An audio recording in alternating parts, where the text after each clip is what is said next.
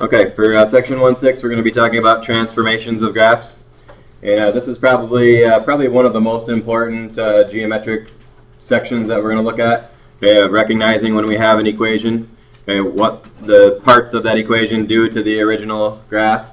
Most of the graphs that we're going to deal with in this class, and even in calculus, are going to be some form of the 12 that we've studied so far. Okay? But ultimately, if we put extra numbers in there by adding or subtracting, multiplying, dividing, okay, that ultimately changes the graph.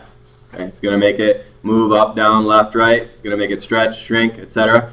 And so what we're going to look at is being able to, today, hopefully when we get done, we'll be able to recognize that if the equation, the original one of the 12 equations, is changed in some way, okay, what does that change actually do to the graph? Okay. Now, one of the keys to being good at this is knowing what the 12 look like before you need to type it into a calculator or find it on a piece of paper.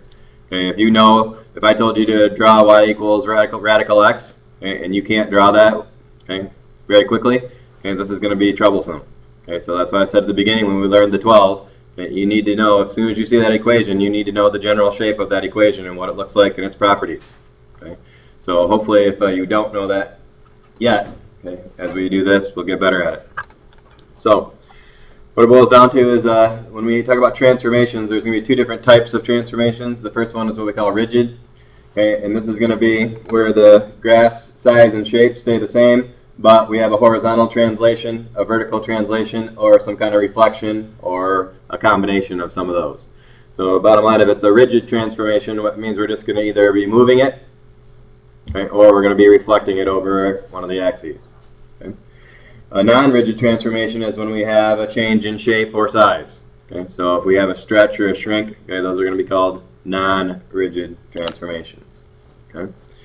All right, so we're going to start with the rigid transformations. Okay, we're going to talk about vertical and horizontal translations. Okay, so what it boils down to is that if we have a function, whatever the function may be, okay, let's just say it's one of the 12 that we know. Okay, if we have a number that is being added or subtracted to the x, okay, directly, then that's going to create a horizontal translation. And again, we're going to see some examples in a minute here, but ultimately what we want to recognize is that this is a direct effect on x. Okay. All right. Whereas with the vertical translation, okay, we're going to perform whatever function we have, okay, and then we're going to either add or subtract some constant to it, and what that's going to create is a vertical translation. Okay, it's going to move it up or down instead of left and right. So thinking of order of operations here, what the key difference is if we put an x into a function and then we add or subtract to it, and then we do the function, whatever it may be to it, that's going to create a horizontal. If we put an x in and we do whatever the function is, and then we add something to it afterwards, okay, that's going to create a vertical translation. Okay.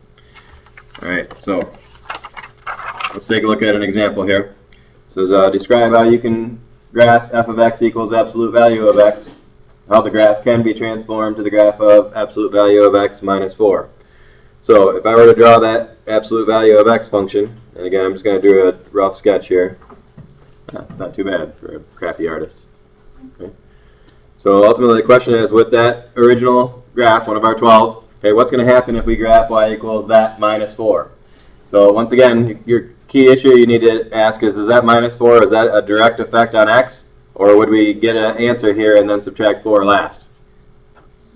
If we do it last, okay, that means it's going to be a vertical translation. And if you look at the rules that we just wrote here, and I'm going to show you also that in your note packet, okay, the rules are right here, so you don't have to even have these memorized. If it's a function minus c, it's a translation down c units. Okay, so that tells us exactly what's going to happen here if we have a minus 4 there. It's just going to go down 1, 2, 3, 4, and we're going to have the same graph, but it's just going to be translated down 4. Okay. Now, a difference would be if we had something like x plus 3 inside the absolute values, because at this point, if we follow the order of operations, we would put in x, we'd add 3 to it, and then we would take the absolute value last. Okay, this is what we need to recognize as a horizontal situation. Okay, and if we look at our rules, okay, if I have that inside, if you will, and it's a plus, what does that say? Translation left c units. So one thing we have to be careful with here when we do horizontal is this is a plus. We might think, oh, it goes right then. Well, it doesn't. Okay, it goes left. Okay, and you can make an XY chart and plot points and see if that seems to be true or not, and it is. But ultimately, if I draw my v-shaped function, the absolute value of x, and then I move it over 1, 2, 3 to the left, okay, I'm going to have the same exact function, just translated 3 units to the left. Questions so far? All right. Let's take a look at these pictures that I have here. So each window, each view shows the graph of y equals x cubed, one of our 12. And it says a vertical or horizontal translation. And our question is, can we write the equation for y2, the one that's in the original equation is the one that's dashed. So we want to write an equation for this. So what we want to ask ourselves, if we're going to write the equation, is what happened to this? How did it go from here to here? It went up, down, left, or right? And it went down. So we would write y equals x cubed minus, and it went down how many? It went down 3. So that would just simply be y equals x cubed minus 3. Now if we look at this one appears to have moved left. So if we write x cubed, okay, minus or plus something, that's not going to work, is it? Okay, we want to go left, so we have to directly affect x by writing, if I want to go left, I'm going to write plus, just like we did with our absolute value one. It's going to be x plus 2 all cubed. And again, if you're doing your homework and you're on the calculator part of quiz or test, could you graph both of these and make sure that seems right? Sure. Okay, last one. What happened to this one? This one moved where? Right. Moved to the right. Looked like right 3. So we would write y equals x minus 3 cubed. And that would be, again, the same graph, but translated to the right 3 units. Questions so far? Could I have a situation where there's a horizontal and a vertical translation in the same graph? Sure. But if I told you right now, if I told you to graph this, if I said graph y equals x minus 4 cubed, let's say plus 5, we would take that same dotted graph that we have, we'd move it first what? Right. This would be 4 right, and then 5 up. So we'd go, this little point here where we have the flat spot, we'd go 1, 2, 3, 4, and then up 5. We'd make a point right there at 4, 5, I would. Okay, and then from there, wouldn't our sketch look something like that? Roughly? All right, questions so far?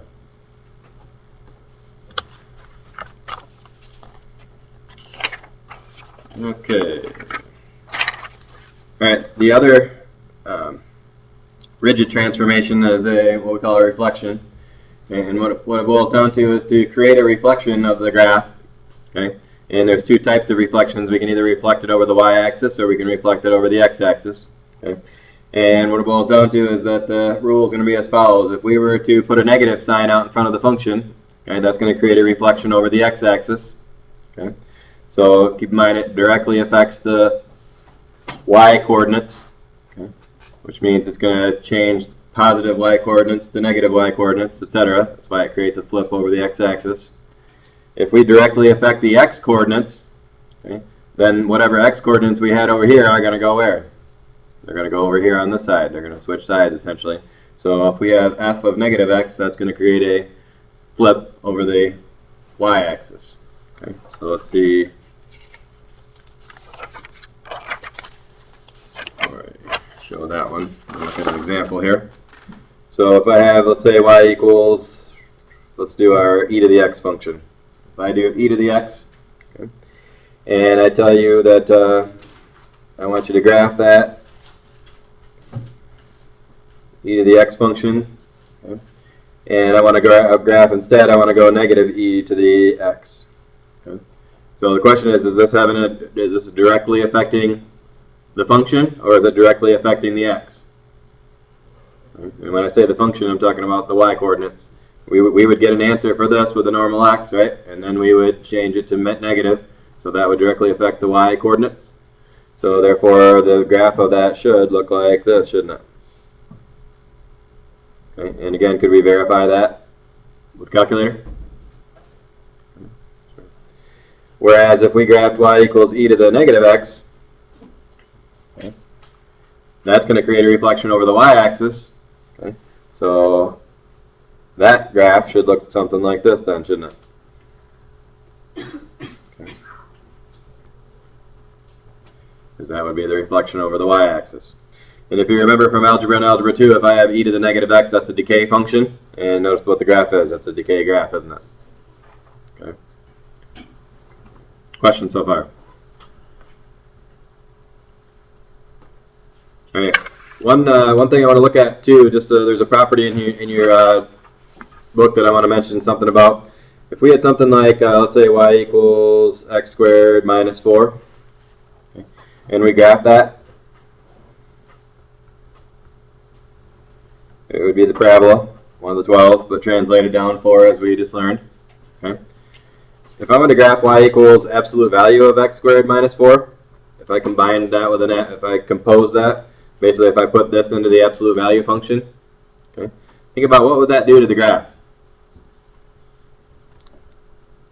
If I took that equation, here's my picture, what's the absolute value around that going to do to this graph? Think about what kind of y values would come out of this. What would they always be? They'd always be either positive or could be 0, couldn't they? Alright, so they're going to be positive or 0. So this can't possibly be the graph for this then, huh? Think about what's that going to do with all these negative values down here? Brandon? Just reflect all of them over the x-axis. Yeah, ultimately, if I have a negative coordinate down here and I take the absolute value of it, isn't that just going to shoot it up here and make it positive? So really, what's that going to do to the graph then? The graph, if I put my 2 points where the thing crosses, instead of going down here, it's going to go up and then look something like that, isn't it? True? So again, if I find the absolute value of some function that I know, anything that it has in terms of negative values are going to get flipped up over the x-axis. And again, is this something that we can verify with calculator? Yes, absolutely. All right. The same thing can be said, and this is there's a property I said that's in your book. This is what it is. This part tells you what I just told you about reflecting it over the x-axis. If we were to absolute value the x's, if we directly affect the x's, okay, the portion of the graph that's on the left of the y-axis is going to be reflected over to the right of the y-axis, okay, and the right side will remain unchanged. Okay, so again, if I take the absolute value of the entire function, it's going to flip up all the negative parts into the positive part. If I were to do absolute value of the x part, that's going to move the stuff that's on the left over to the right. Okay, same reflection principle.